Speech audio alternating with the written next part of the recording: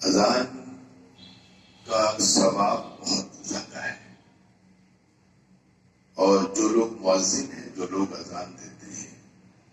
قیامت میں اللہ تعالیٰ انہیں خاص مقام عطا فرمائیں گے۔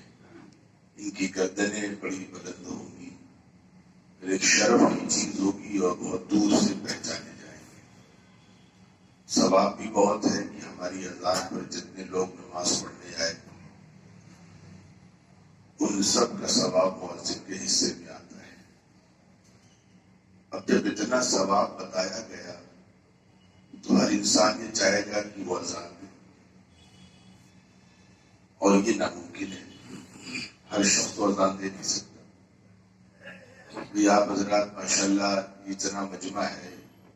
یہ سبھی اذان کے وقت پر آپ حضرات آ گئے، اور جب آپ کو یہ بتایا گیا کہ اذان پر اللہ نے یہ جو ثواب رکھا ہے تو ظاہر سی بات ہے کہ سب کو اذان یاد ہے، اور دو چار روز ہر آدمی چاہے گا مشق کر لیں اور اذان دیں، تو اس میں جھگڑا ہوگا۔ اس جھگڑے سے بچانے کے لیے حضور پاک علیہ الصلوۃ والسلام نے ایک طریقہ بتایا کہ اگر تم اذان دینا چاہتے ہو لیکن نہیں دے پا رہے ہو تو ایک کام کرو، ثواب بھی دینا ہے، تو جب مؤذن اذان دے اس وقت آپ دو کام کریں۔ پہلا کام تو یہ کہ جس کام میں بھی مصروف ہیں اس کام کو بند کر دیں۔ کسی سے بات کر رہے ہیں، کاروبار کر رہے ہیں، کہیں پر لیکچر دے رہے ہیں، اس وقت جو بھی 2-3 منٹ کا مشکل سے وقفہ ہوتا ہے اتنی دیر کے لیے آپ خاموش رہیں، خاموشی سے اذان سنیں، اور سننے کے ساتھ ساتھ دوسرا کام یہ کہ وہ اذان کے الفاظ آپ دہرائیں۔ مؤذن نے اللہ اکبر کہا، آپ بھی اللہ اکبر کہیے۔ بعد میں اخیر میں کچھ کلمات ایسے ہیں جس کے جواب میں دوسرے الفاظ کہے جاتے ہیں،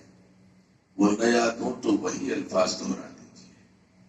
انشاءاللہ ثم انشاءاللہ، اللہ کی ذات سے امید ہے کہ جو ثواب مؤذن کو مل رہا ہے اللہ نے چاہا تو وہی ثواب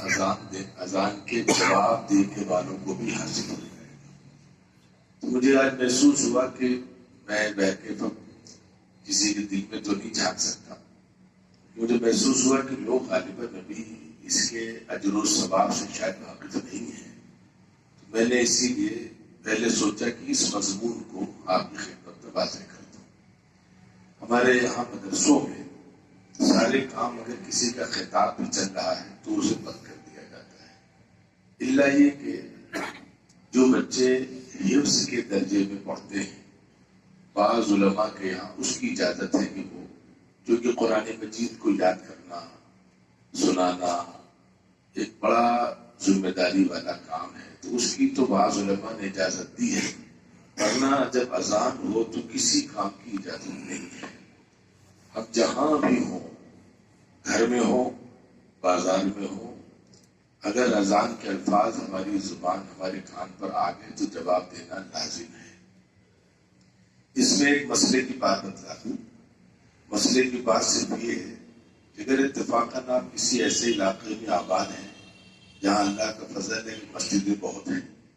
کہیں 1:45 کی اذان ہے، کہیں 1 کی ہے، کہیں 1:15 بجے کی ہے، کہیں 1:30 بجے کی ہے، تو اگر آپ ہر اذان کا جواب دے سکتے ہیں تو دیں، ثواب ملے گا۔ لیکن اگر ہر اذان کا جواب دے پانا ہر ایک کے لیے مشکل ہے،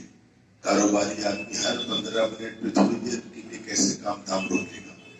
تو اس کے لیے کم از کم کسی ایک اذان کا جواب ضرور دیں۔ باقی اذانوں کا جواب اگر ہم نہیں دے رہے تو کوئی گناہ ہمارے حصے میں نہیں۔